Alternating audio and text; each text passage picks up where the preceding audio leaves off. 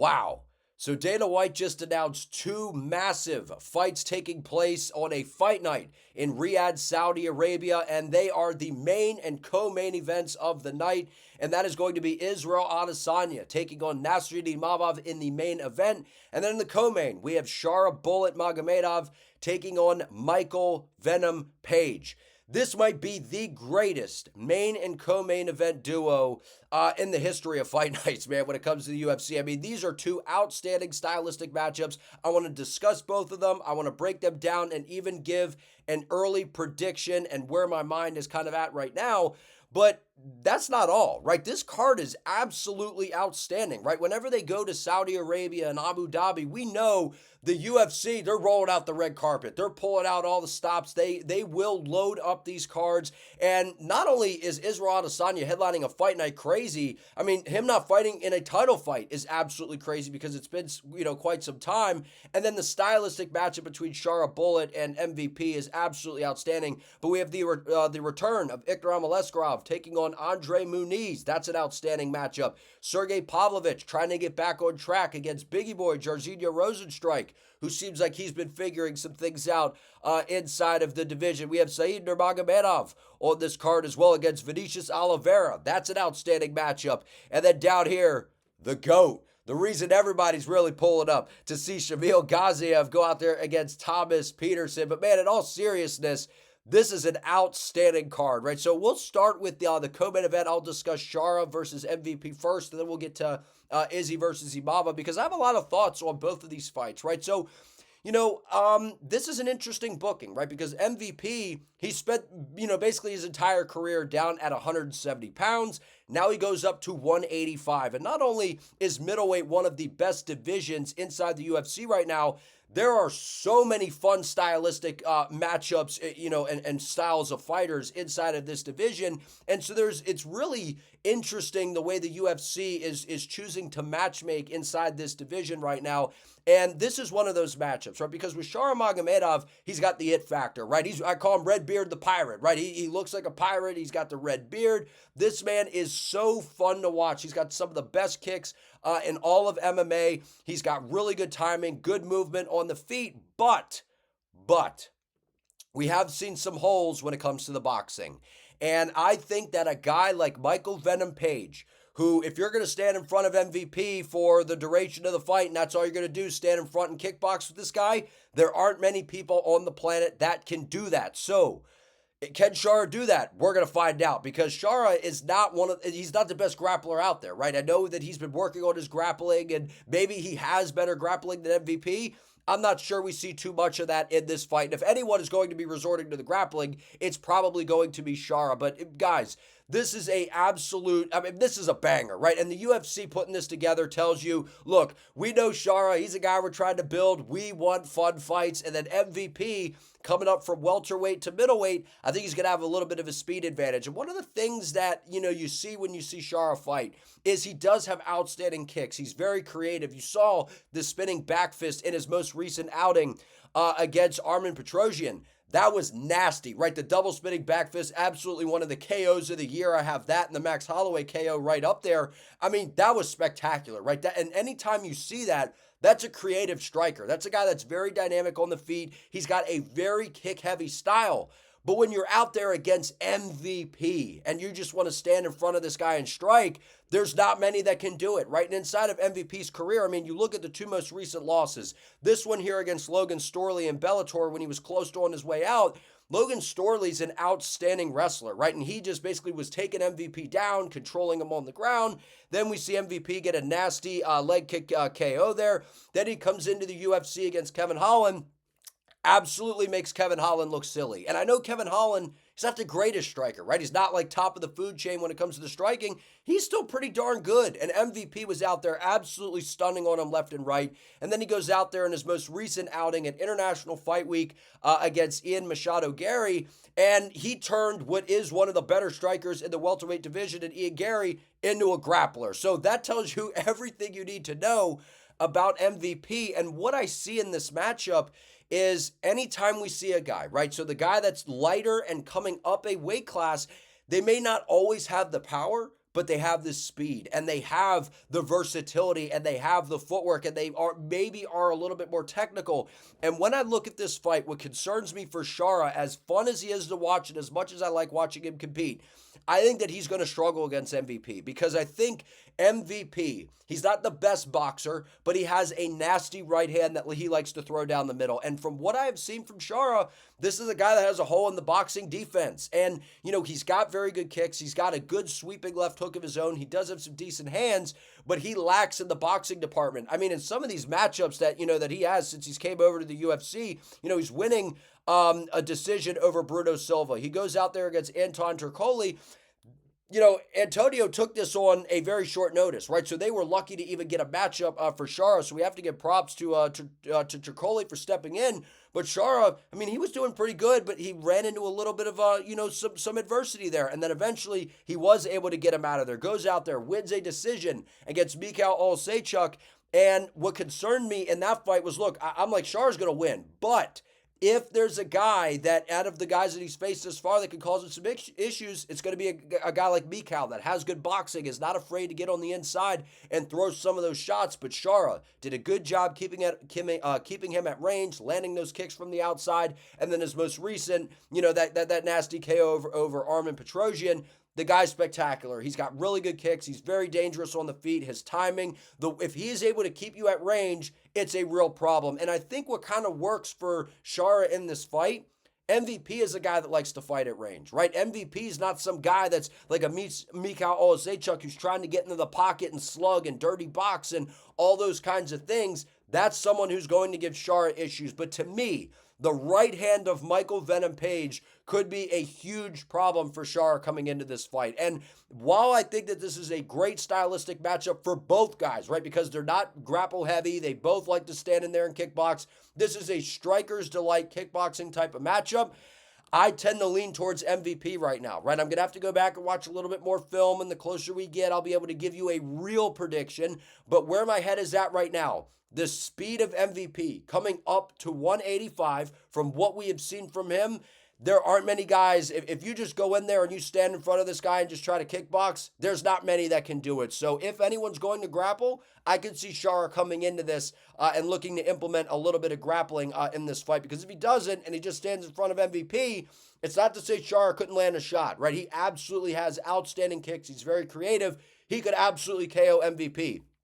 I think we see someone get KO'd. But as of right now, the way that I see this, I think the speed and the right hand of MVP are going to be a problem for Shara Magomedov, because the only time we've seen MVP have some crazy trouble on the feet was back when he fought Douglas Lima in Bellator, and that was a prime Douglas Lima who at the time I thought was one of the best welterweights on the planet. I would have loved to have seen him compete inside the UFC back when he was really in his prime, and during his reign in Bellator, he threw a perfectly timed calf kick when MVP entered range and then threw an uppercut, timed it perfectly, and was able to sleep him. But outside of that, nobody stands in front of MVP and has a bunch of success. I mean, he makes outstanding strikers look like absolute fools. So for what we have seen thus far, I'm leaning towards MVP. I think the speed, I think the timing it's different. The way that you fight MVP, that karate, but it's like he's surfing, he's doing a lot of weird things in there, man. I think he's going to cause Shara some problems, because what we've seen from Shara, he lacks a little bit in the boxing defense. I think MVP might be a guy that can get on the inside and cause him some issues if he's able to land that right hand. Moving on to the main event, Israel Adesanya taking on Nassourdine Imavov. This is a very, very interesting matchup. This is and it's early, right? We're getting, fights announced here for 2025. We still have a whole year basically left. So I don't want to say it's the most interesting matchup. But in terms of the middleweight division, this is very interesting. And that's because, look, Izzy's a guy that he's always got that fighter mentality, right? He always wants to show up, fight the best of the best, but he finds himself in a unique situation, right? Because over his past 5 fights, goes out there, beats Jared Cannonier. That was an international fight week, walks out, does the whole Undertaker thing, goes in there, jabs and leg kicks, right? People were pissed off. They were not very happy with his performance. And the UFC says, okay, we got to do something about the middleweight division. It's getting a little bit boring. Insert Alex Pereira. Izzy goes out there, spectacular performance, gets caught with a left hook later on in the fight. Then goes out there against Pereira again and is able to finally find a way to KO Alex Pereira. And after that, I think Izzy was just like, finally, I beat this guy. I'm accomplished. And then he kind of needed a little bit more motivation. And then he just kind of just took this fight with Sean Strickland. But again, Sean Strickland, very, very tricky stylistic matchup for these pretty strikers. Right now, Nassourdine Imavov is a guy that had some issues with Sean Strickland as well, because Sean's style, he seems to have a way to make these pretty strikers look bad and frustrate them. And then so Izzy suffered a loss there, took some time away, comes back against Dricus du Plessis at UFC 305, I believe that was. And I thought he looked really good. I thought his boxing looked improved. He had an angry look in his eye. He was very, very aggressive. And if that's the Adesanya we see come fight night against Imavov, I think that guy has a very good shot at winning this fight. The question that I have is, at almost 36 years of age, what Adesanya do we see, right? Coming off of 2 losses. Now, granted, he's fighting the best in the world. He's fighting champions. He's, fighting for belts. And now he finds himself in a position to where he's headlining a fight night. Now, when you're headlining a fight night of this magnitude, I mean, this is a big card, right? So this almost has a pay-per-view kind of feel to it, but he's no longer fighting for a belt. And I think that that may do something positive for Izzy. I think that maybe I'm not saying that he doesn't go in there and he's like free flowing all the time, but I think that there may be actually a little less pressure on Izzy coming into this fight. And then on the other side, you have Nassourdine Imavov. This guy, outside of that, loss to Sean Strickland, I mean, he has been absolutely spectacular. Goes in there against Roman Dolidze, gets a decision win. Goes in there, gets a finish over Jared Cannonier. Was a little bit of a controversial stoppage.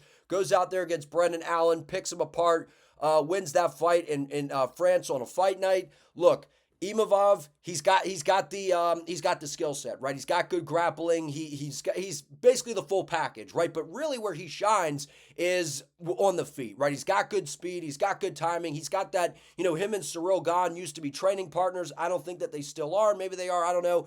But they bounce in and out of range, and they're very light on the feet. They got good front kicks. They got a really, really good pull counter with the right hand, and that's what you see with Nassourdine Imavov. And I think in this fight, the difference for me is if Imavov just goes in there and just wants to go back and forth, for 5 rounds kickboxing with Izzy, that's going to be hard to do, right? Especially the Adesanya that we saw against du Plessis that has an angry look in his eyes, actually sitting on shots and trying to hurt you. I think Izzy could absolutely win this fight. And early thoughts, if we see the Izzy that showed up against DDP, I actually think that guy could beat Imavov. Now, will we see that guy? That's the big question, because at this point, there is going to be some pressure, right? I know I said there's maybe not as much pressure. I'm just saying, it's not a pay-per-view. There's not, this huge pressure, of the magnitude of a pay-per-view event, but his back's kind of to the wall, right? He's lost 2 in a row. He's been fighting some of the best guys, and now you got the up-and-coming surging contender who's looking at you saying, I want to add that big name to my resume. I want to find myself in a title opportunity very, very soon, because if Imavov can get through Izzy, I mean, I'm not sure what else he would have to do to get a title fight. Now, my concern for Imavov is a lot of these fights are not by finish, right? And I know Jared Cannonier was a guy, he went out there and, it was a little bit of a controversial stoppage, but he was landing some good shots on Jared. He really, no question was he hurting Jared and getting the better of the exchanges, especially as the fight progressed. But if you're going to go in there and just kickbox with Izzy for 5 rounds and you're not really finishing people coming into this, I don't know how you beat Adesanya. I don't think that Nassourdine Imavov, he is a good striker. He's got good speed. He's got good timing. He is very, very clean on the feet. I just don't think that if you're banking on just standing in front of Izzy for 25 minutes, going back and forth like a tit for tat, back and forth, kickboxing exchange, I think Izzy wins that all day long. As long as Izzy comes in and looks like he did against DDP or something of that effect, to where he looks angry, he looks dialed in, and he's hungry and wants to find himself back in a title opportunity, I could see Israel Adesanya actually winning this fight. I think that this is a very, very good matchup for him. Out of a lot of the, contenders on the rise, like Fluffy Hernandez, Caio Borralho, like some of those guys, they're dangerous. And I think Izzy matches up pretty well with Borralho as well. But I think Imavov, right, he does have good grappling that he can use, but he doesn't use it a lot, right? And whenever you don't use the grappling a ton and you decide to use it in a fight, that can wear you out a little bit. So to just say, he's going to come in with a grapple-heavy game plan, maybe, But Izzy's not the easiest guy to take down, right? Imavov, I don't think, is as good as Dricus du Plessis when it comes to the overall like submission threat. I know that Imavov has good grappling, but is it good enough to trouble Adesanya for 25 minutes? I don't know. I don't know. But if you're going to stand in front of Izzy for 25 minutes and just try to go back and forth and have this pretty kickboxing fight, not many guys can beat Izzy with that. I think that there's levels when it comes to it. And there's going to be people saying, look, this might be that Anderson Silva Adesanya fight, right? Remember when, Adesanya's like, ooh, Silva's one of my favorite fighters. I'm going to have to go in there and fight him. And, it's like a passing of the torch. People may start to, I already saw people on X talking about it. Ooh, this is going to be kind of that moment. Not so fast. I don't think Israel Adesanya loses this fight, at least where my head is at right now. I don't think Imavov has the finishing threat that will worry Israel Adesanya. The only question I have is if Imavov does decide to grapple, can he have success there? And is the speed of Imavov going to be an issue for Adesanya? I'm not so sure. I think the Izzy we saw against du Plessis that had fixed some of the holes with the boxing, he was a lot more aggressive, letting his hands go, digging into the body, coming upstairs. I think if that Izzy shows up, I think he's actually able to win this fight. So, very interesting matchups. Two outstanding fights the UFC just announced. This card is absolutely loaded, so far here from top to bottom. Super excited for this. But I want to hear from you all down in the comments. Like this video. Let me know who you guys are picking in these fights. Subscribe to the channel. Turn on the notification bell so you do not miss an upload. I would appreciate it. See you next time.